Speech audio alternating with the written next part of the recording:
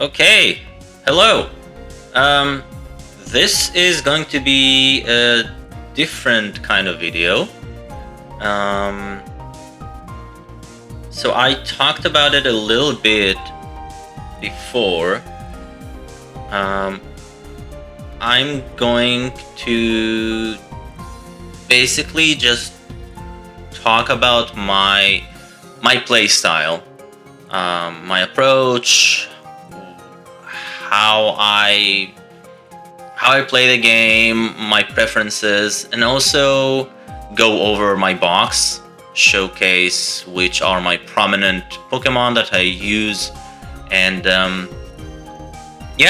it's going to be a little bit more of a free form, I guess. Also, apologies in advance if you hear any tip tapping, clicking in the background. That's my dog. She's an old dog. She tends to move around a lot, and unfortunately the microphone picks up on the sound. Hopefully we won't have too many of those background noises. But so starting off, I think let's just talk about my general approach. Let's see. Actually, it would be good if I showcase that as I go into the box, because it is related. So,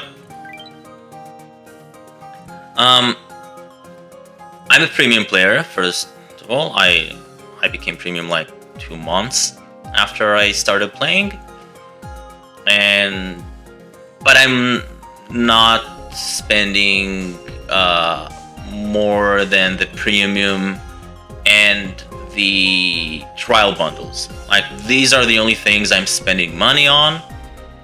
Other than that, I just go along with what I have, trying to manage my resources. Now, my general approach to the game. First of all, as you can see, I talked about it a lot in my videos. My box is almost at maximum capacity. I've never expanded my box, and I refuse to expand it, at least for now, because honestly, I don't use 80% of what I have in my box. Some of these are shinies that are just bad, but I feel bad about sending them away. Others are maybe placeholders just in case I might need them, but it's like, if you really want to get real about it, I don't need to save these. So I force myself to stay with the amount of spaces I currently have, because there's really no reason to expand. The only reason I can think of is, now that we have an upcoming island and we have more and more new Pokemon coming out, it is going to be inevitable that I will have to expand, unless I really decide, you know what, I'm saving only the ones I'm using now, and I'm not gonna save anything that I might want to use in the future, which is, I think that's a bit too much. But we'll go over that. The other reason, like, it costs diamonds, and it's not cheap. In my opinion, 120 diamonds is a lot for 20 spaces, and I prefer to save those diamonds for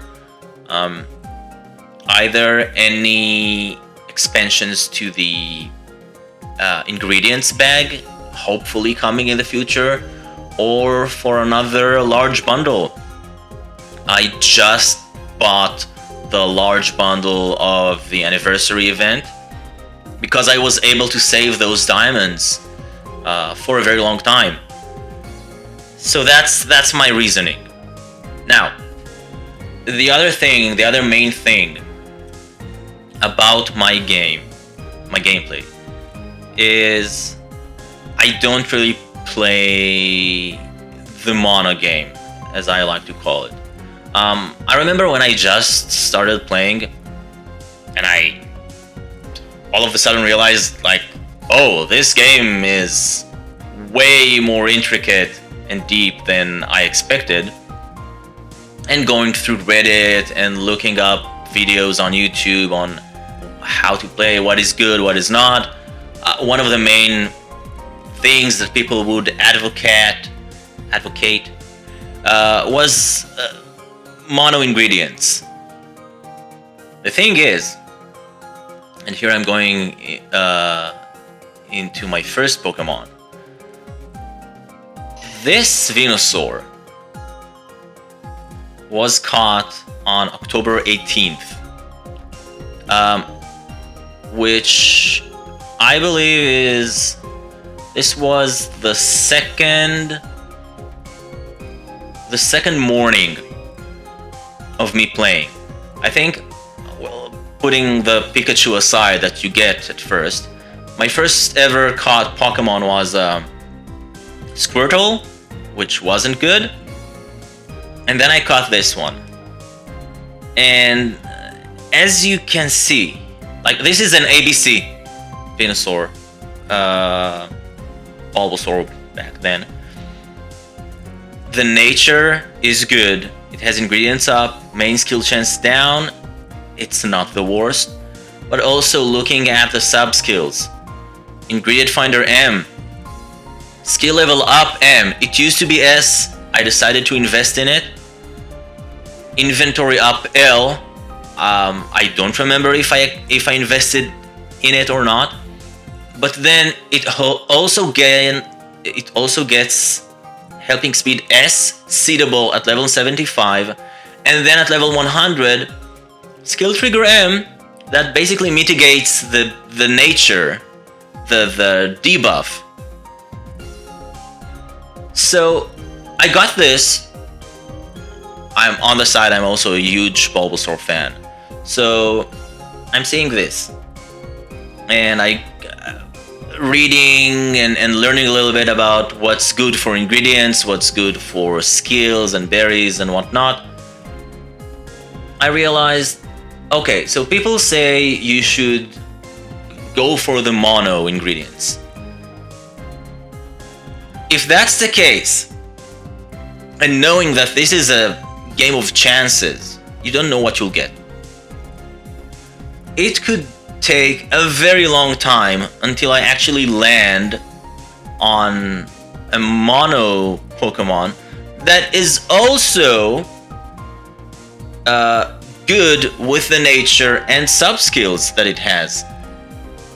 To me, it just doesn't make sense because it's unreasonable, and it feels like it feels wrong to give up on such a good Pokemon. And I didn't know enough about the types of meals that we had, but it didn't make sense to me. So I said, you know what? That's not my playstyle, because if I start chasing something that to me seemed very unlikely to get, I would probably get fed up with the game very fast, get frustrated, because the chances of getting what I quote unquote want are just very slim.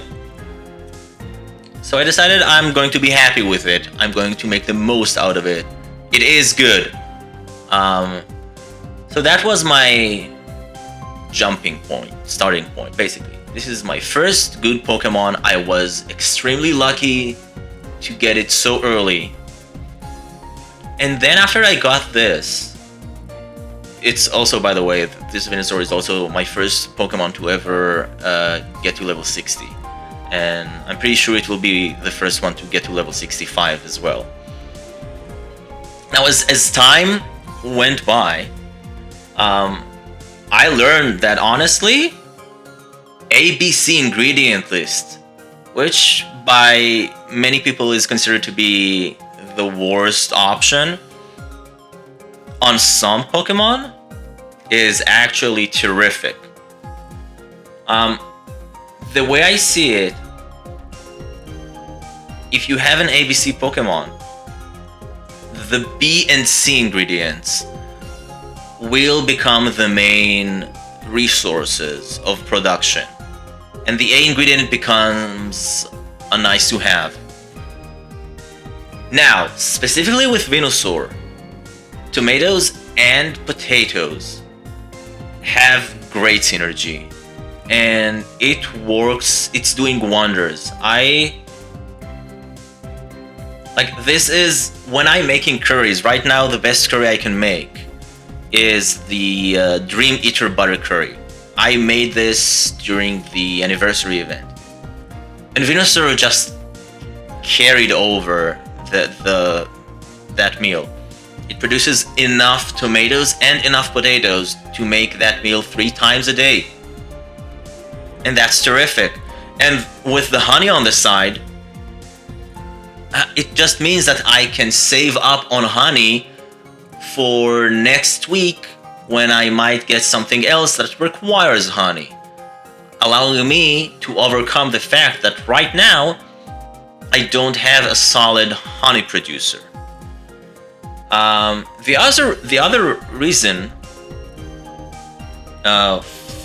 for working with the ABC, and now I lost my trail of thought, so try to bear with me for a moment. Let's see.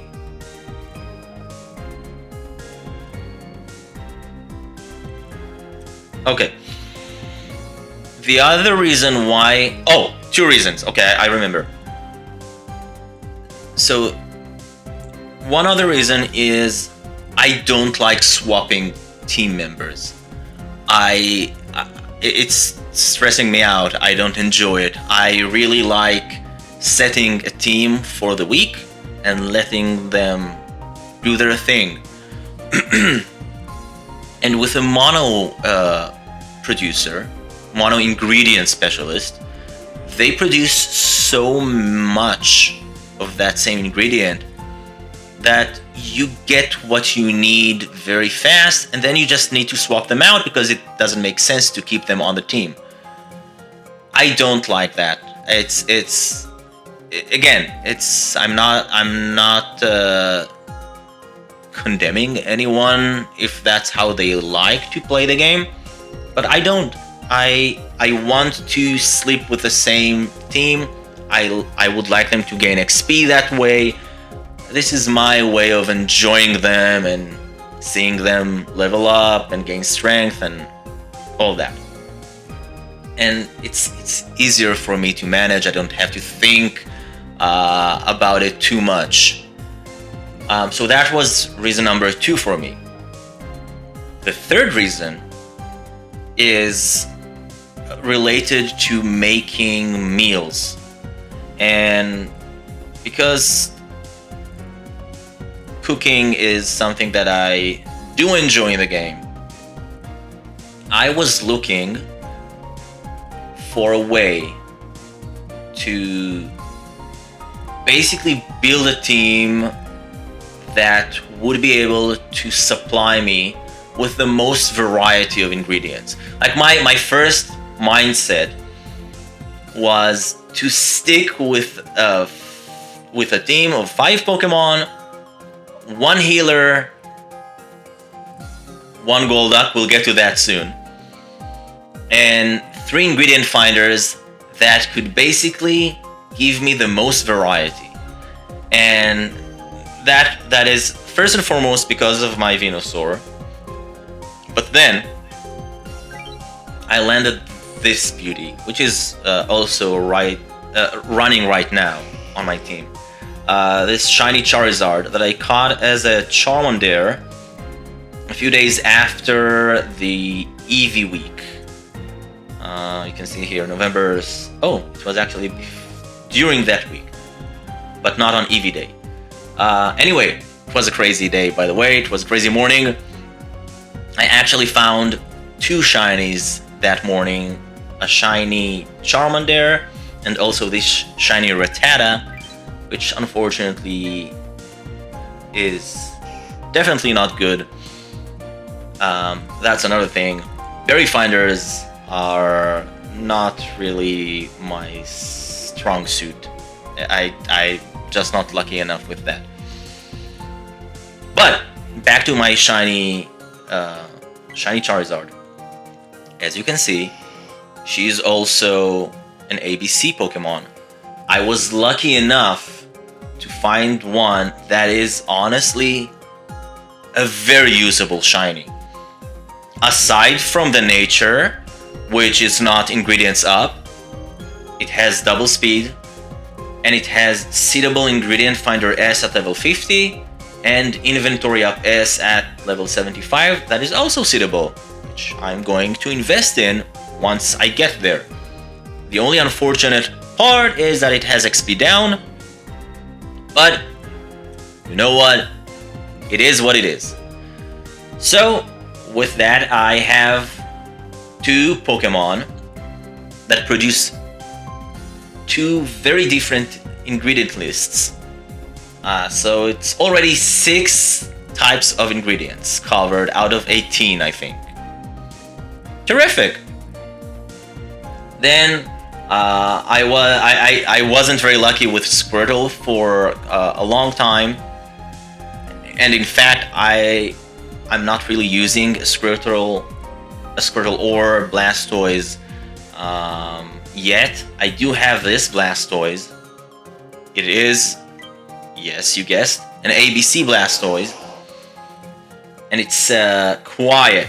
It's a terrific Blastoise. I caught it as a Squirtle, obviously, but again, I can seed the inventory up S and ingredient finder S, and then it has skill level up M, skill trigger M, and I know it's level 100, but still helping bonus. The reason why I chose to invest in this one, by the way, because like I said, I haven't used it even once yet. But milk and cacao are 2 ingredients that I don't have an ingredient producer for them, a specialist. I have, well, right now I have Golduck and mainly Cresselia.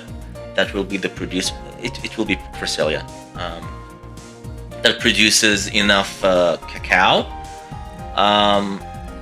And for milk, I have a mono Espeon. But I thought it won't be the worst idea if I invested in this Squirtle, now Blastoise, for the long run, because it would be nice to supplement milk and cacao if I need. For example, if at some point I have desserts week and I have enough of an inventory to make the Clodsire eclairs, which is not something I can do right now. I still need a coffee farmer.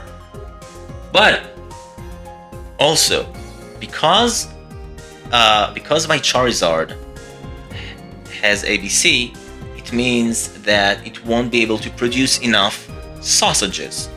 And lo and behold, Blastoise has sausages as the 3rd ingredient. And out of the 3 Kanto starters, Blastoise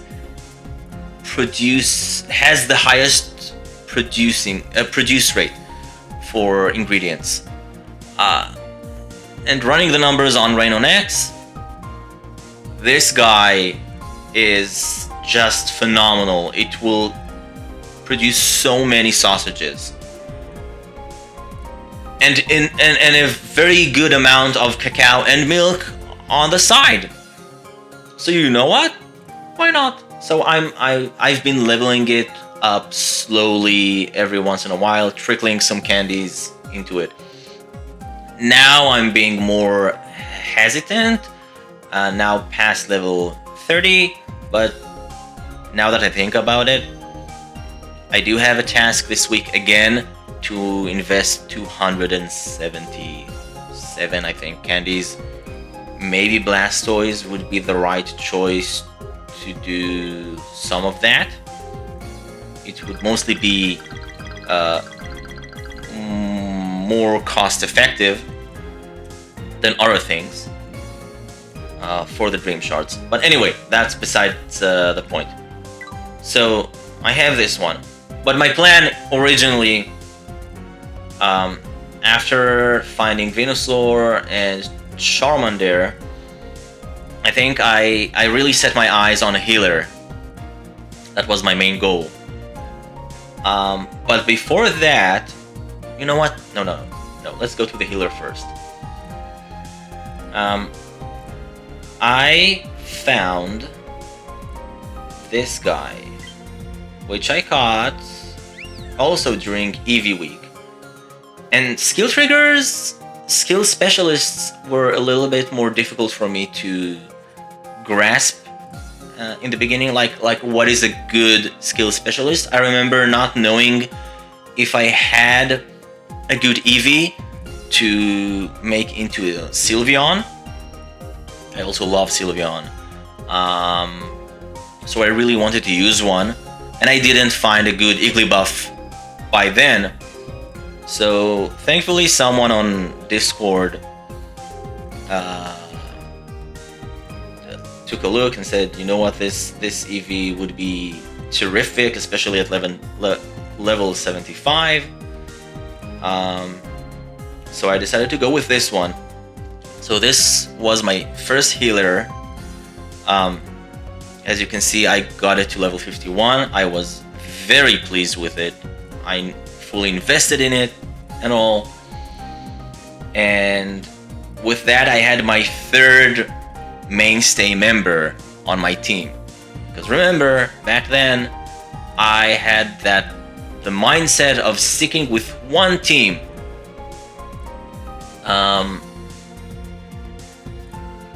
So I've been using that Sylveon up until the Cresselia versus Darkrai event, where I was able, with the sheer luck of RNG, obviously, to land this Cresselia. Excuse me. That was the last incense that I used on the last day, and I had to sacrifice enough Cresselia downs where basically it was a toss-up between getting that incense or getting a main skill seed. I decided to go for the incense, and I got this Cresselia. I could not be happier. I think it was also like the inventory and helping speed were seedable. I was happy to invest. Helping bonus at level 50, and at level 75, skill trigger S seedable. She will be phenomenal. And once I got her, and I got her, I think, to level 4 with the main skill, I decided to basically swap out Sylveon and start using her. And I have been using Cresselia ever since, like exclusively. And she's phenomenal. She became my third mainstay member. Between then, I also found this terrific Gengar, which was on my list as well. As you can see, Gengar is also ABC. But I really wanted to get mushrooms back then, and I didn't have a good oil farmer. I didn't really want to go for Krogunk. And Gengar was also talked about as a really good, like generally strong Pokemon because it was very fast. It could pose as a pseudo berry specialist. Not that this one is, but yeah, I got this one, and she's terrific. Like a great nature, helping bonus. It's the fact that I have Cresselia, the healer, with helping bonus is huge, and I have another mainstay team member that also has a helping bonus. Anyway, having Gengar, that gave me 3 more ingredients. Now, the Fiery Herb is shared between Gengar and Charizard, but Charizard has it at level 60, Gengar has it at level 10. Meaning that basically, once both get to level 60, Gengar won't be reliable for Fiery Herb, Charizard will. So I'm counting on Gengar to be my oil and mushrooms specialist. It will get much better at level 100. That part is a little bit unfortunate, but I said, you know what, that's good enough for my needs. It was a good decision at that time.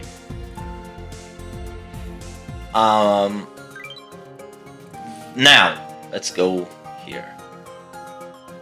So, the reason why my channel is called Psyduck of All Trades is because of my stupid luck with Psyduck.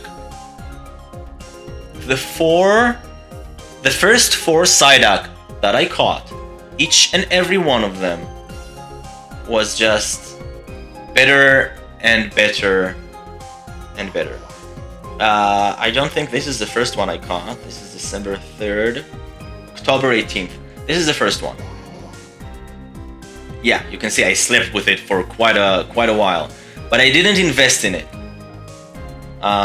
So this Psyduck was my first one.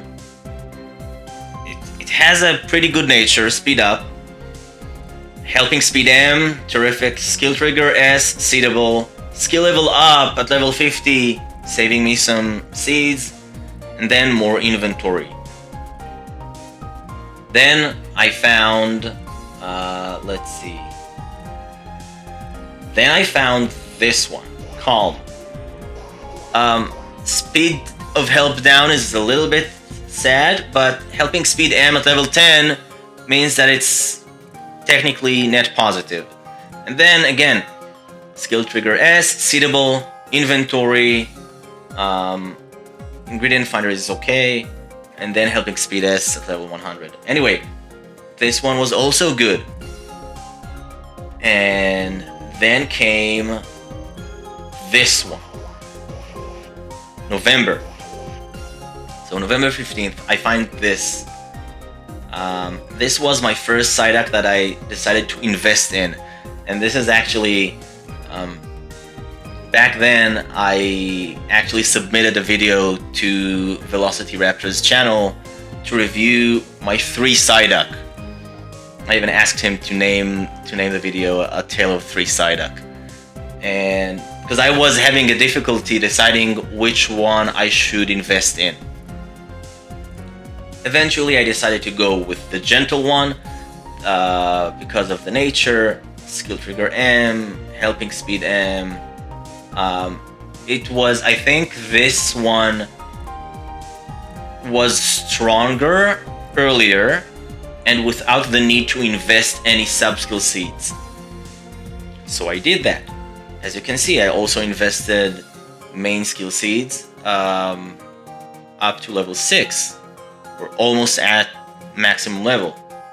But before I was able to invest any more, I saw another Psyduck one morning and decided, yeah, why not? Let's catch that one. And I landed on this. Sassy nature, skill trigger S, helping speed M, helping bonus at level 50. Then skill level up S, that's not here nor there. But then skill trigger M at level 100. Yes, it's a bit unfortunate that it's not swapped between the S and the M. But overall, I'm a huge fan of Golduck, and I do check my app frequently, so I do get the most out of it. And I really liked having a generalist, basically the strongest generalist for my playstyle. And having one that has helping bonus means that now I have both. It was first this, then Cresselia, but now I have both a healer and a generalist that will always be part of my team that have helping bonus. Tremendous help. And as you can see, I got this gal to level 60 not too long ago, actually. I think it was during the last week, the second week of the anniversary event, maybe even on the last day. And yeah, she's maxed level, and I love her. She's so strong. I'm very happy with that. And I'm not even sad about reinvesting, because whenever I need to go to Cyan Beach and I need to push for strength, I can just pop the other Golduck, and between the two, I mean, they do a very good job. Now, jumping back to Cresselia, or more accurately to Espeon. So after getting a good Cresselia, with the recommendations from Velociraptor, and just generally realizing the potential, I decided to look through my EV list and see if I have anything worthwhile. And I did have an EV that was Mono Milk. Nature, the Brave Nature is not bad. Speed up, XP gains down is a little bit annoying, but it's not the worst. But it was also, this is the reason why I invested in this one. And I think it was actually, you know what? I think it was, if I remember correctly, before Cresselia. Right before the Cresselia event, if I'm not wrong, we had like a 2-week time to prepare for the event, and we knew that on the second week there was a skill boost where the skill was increased by 3 levels, and I had this one. And this EV, as you can see, has skill level up M, so it's very cost effective. And it also meant that if I were able to sleep with it for 150 hours before the event, or before that week, I could evolve it to Espeon, get the main skill to level 2. With this skill level up M, it would be level 4, and basically during that week, as an Espeon, it would be at max level. So I decided to go with it. And just look, skill trigger S at level 25, skill trigger M, phenomenal. Inventory up L at level 75 means that it will give me much better chances for getting the double proxy in the morning. It synergizes well, very well with Cresselia. You may have heard the term Crespion. Um, that's basically it. And the fact that it's mono milk is... So, I started by saying that I don't really play the mono game. I learned to appreciate mono lists on non-ingredient specialists, like Espion, like a skill specialist or a berry specialist, because by that you actually gain 2 in 1. Because I'm using Espion for strength, but I can generate enough milk on the side for my meals. And this is like, it's been doing a great job giving the milk I need for my Dream Eater Butter Curry, for example. And other meals, I think I'm short a little bit on milk with that, but it's not something that I cannot work around during off weeks where I don't need milk. So that's how I basically play with my team. And it's been working for me pretty well. Let's see. Oh, yeah. The other Prime member on my team. Beware. So at some point, once I decided I was strong enough to go to Lapis Lakeside, I had a bunch of hunts, a bunch of Pokemon that I really wanted to get, again to supplement my ingredients, and corn was a very important ingredient based on what I saw. I never aimed for the strongest meals, but if I could find a team that could provide me with the ingredients to make a high enough meal on all 3 types of meals, I would be happy. That was my thought process. And corn is very strong. And I was also missing eggs. So I had 2 options. Either secure a Stuffle or maybe go for Dratini. Actually, I wanted to catch a Dratini before I got my Ghastly, because Dratini and Ghastly both share 2 ingredients. They share the Fiery Herb at level 10, and they share Oil at level 60. So basically it was gonna be whichever I get first that is good enough.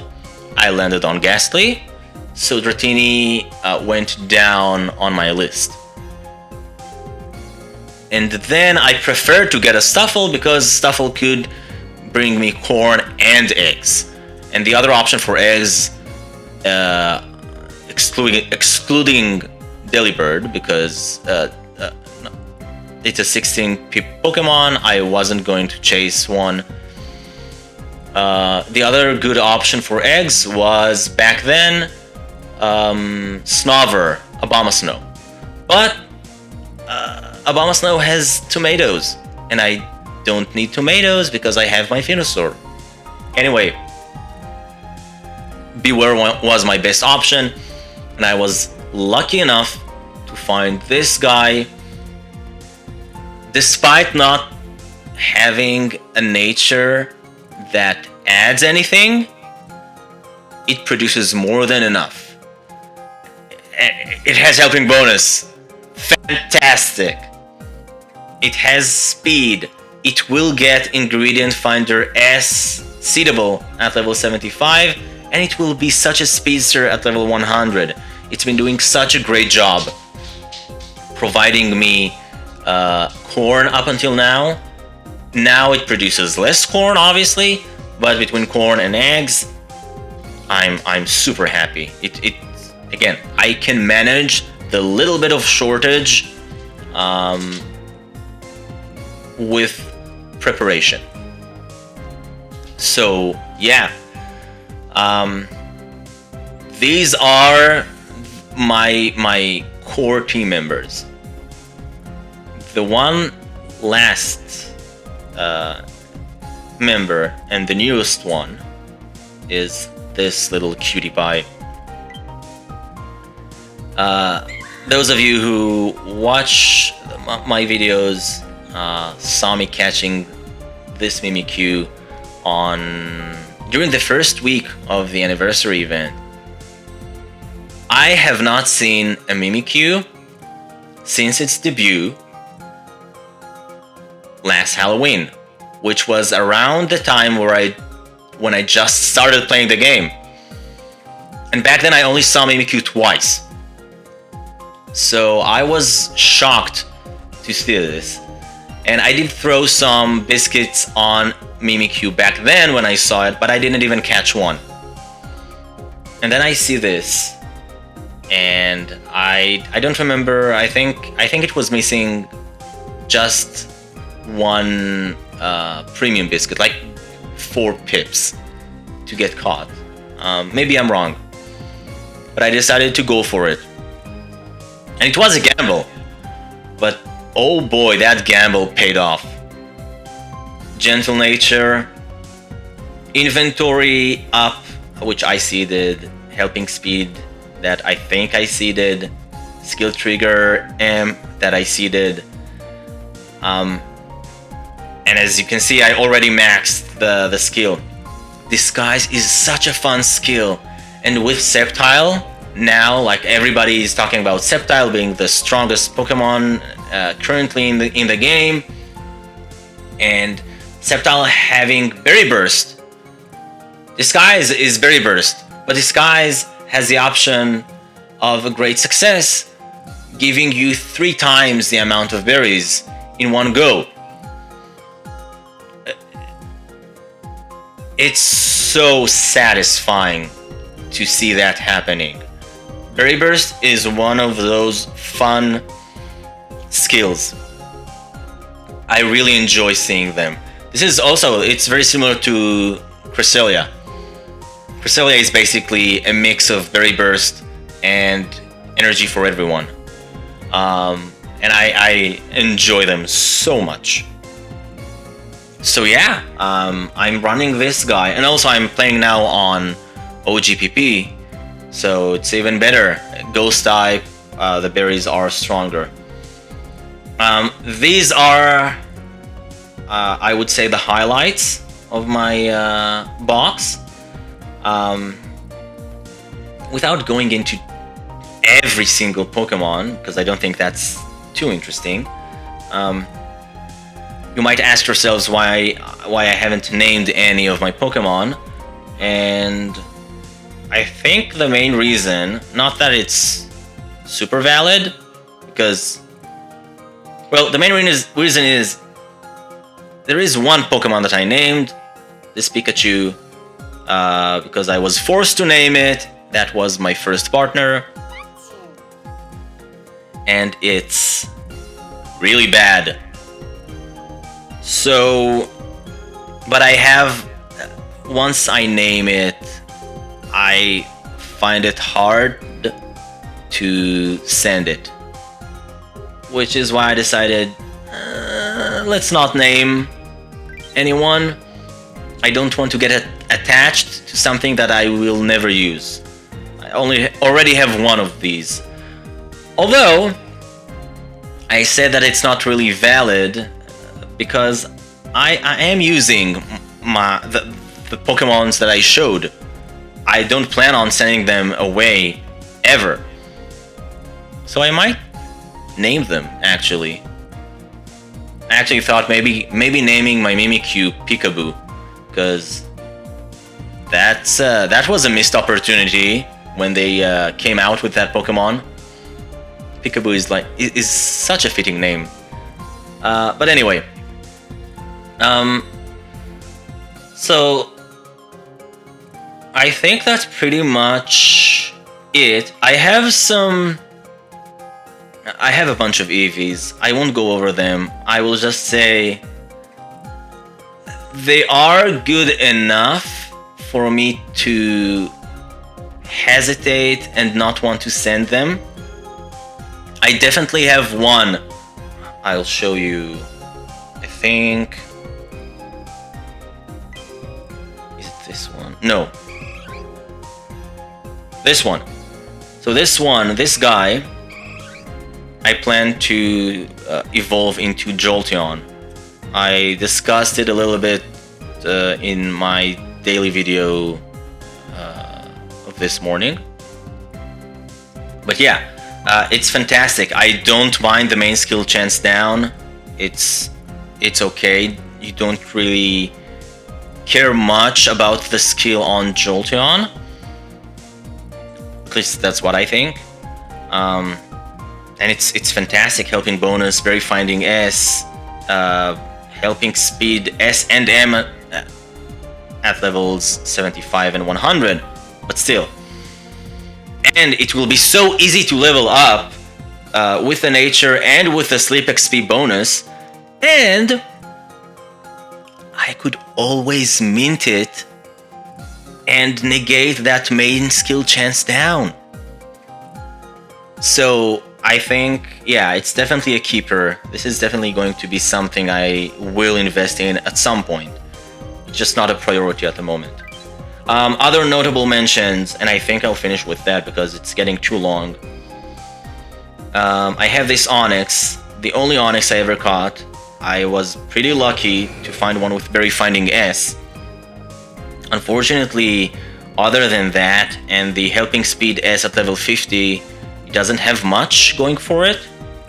So I never used it and I hesitate to invest in it. Oh, I almost forgot.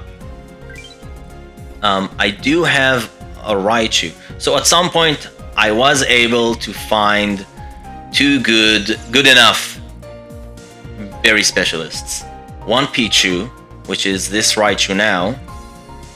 It has Berry Finding S and Helping Bonus. And I've been using it on OGPP until I found Mimikyu. It's good enough, but it's not amazing because other than these two first two skills, sub-skills, it doesn't have anything else that helps it as a berry specialist. It doesn't have any more speed. And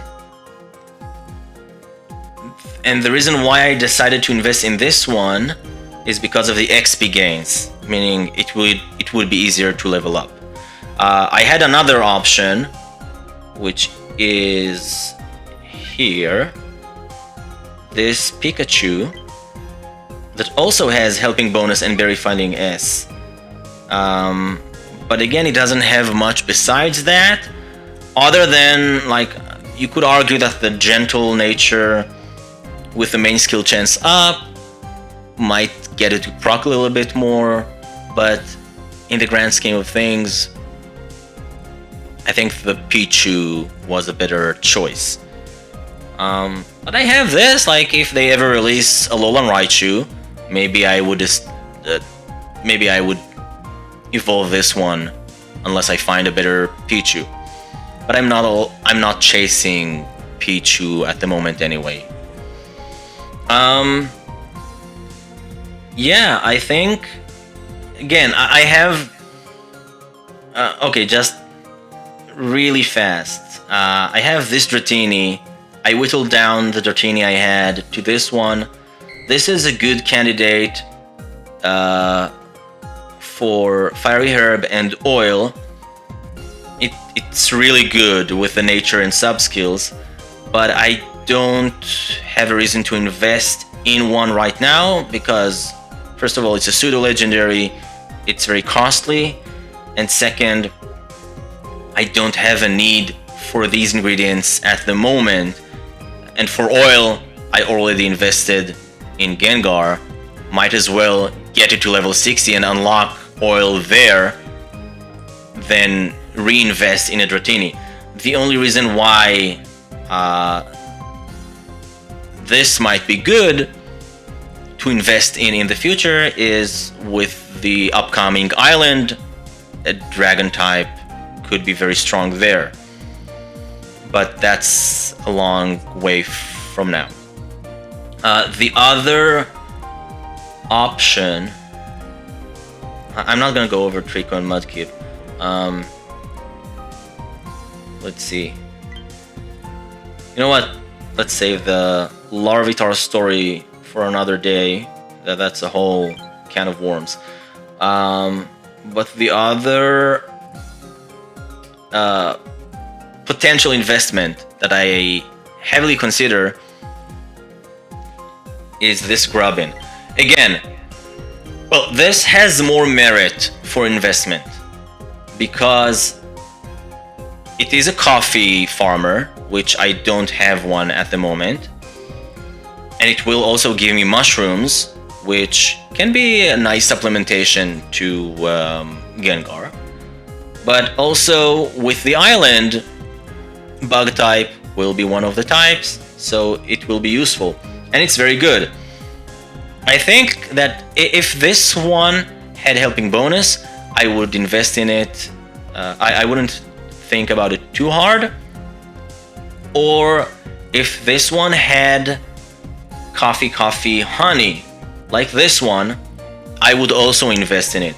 The reason why I'm not investing in this one is I don't think it's good, don't get me wrong, but I think I should aim for higher if I decide to invest in one. And between the two, as much as I would rather invest in coffee honey over coffee mushrooms, this one just produces more ingredients. And the other reason why I hesitate, and I also mentioned that in my other video, is you need Thunderstone to evolve Charjabug into Vikavolt, and you also need Thunderstone to evolve Eevee to Jolteon. Into Jolteon. I have one Thunderstone. I'm not super excited to invest in them, so I think I should wait, especially now that I'm staying on OGPP until I max out the area bonus. I have time to encounter Grubbin and maybe find a better one that I'll be happy with. So yeah, I think that's pretty much it. It's been a very long video, too long. So let's wrap things up for now. And yeah, on a final note, I will just say I'm very excited about next week, and especially about how my Candy Boost tool is coming along.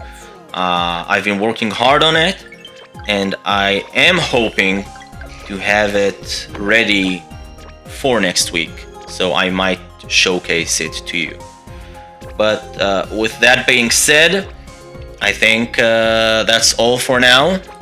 Hopefully it wasn't boring.